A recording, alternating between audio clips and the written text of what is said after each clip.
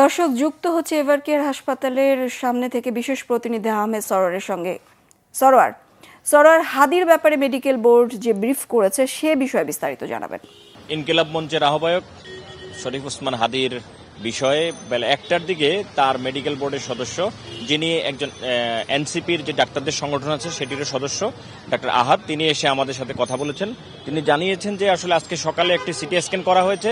মোদ্দা কথা বলতে গেলে যা বলা যায় যে রিপোর্ট যে খুব ভালো এসছে তা বলা যাবে না। তার ব্রেনের বেশ কিছু অংশ এখনো রক্ত জমাট বেঁধে আছে, সেগুলো তারা চেষ্টা করছেন রক্তটাকে খুলে ফেলার জন্য, কিন্তু সেটা আসলে ওষুধের মাধ্যমেই একমাত্র সম্ভব। আর বলছেন যে বুলেটের যেই কি একটা ছোট্ট অংশ মস্তিষ্কের এমন এক জায়গায় আটকে আছে, যেটা আসলে অপারেশন করে বের করার উপায় নেই।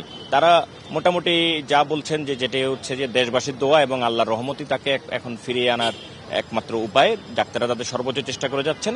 আর অন্যান্য অর্গানের যে বিষয়গুলো বলেছেন তার মধ্যে সবচেয়ে আশাপ্রদ খবর একটাই তার এই ব্রিফিংয়ে, সেটা হচ্ছে যে তার যে কৃত্রিম যে শ্বাস প্রশ্বাস নেওয়া ছিল সেটার রেট কৃত্রিমভাবে নেওয়ার এটা কমে আসছে।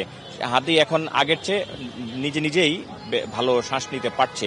এটাই হলো পুরো ব্রিফিংয়ের মধ্যে একটি ভালো খবর। আর অন্য বিষয় হলো যে শুক্রবার তাকে এখানে যেভাবে নিয়ে আসা হয়েছিল, তার ব্রেনের যে অবস্থা ছিল এখন পর্যন্ত সে অবস্থায় আছে। তারা এখনো আসলে আশঙ্কামুক্ত হওয়ার মতো কোনো বিষয় দেখছে না এবং তা বলতেও পারছে না।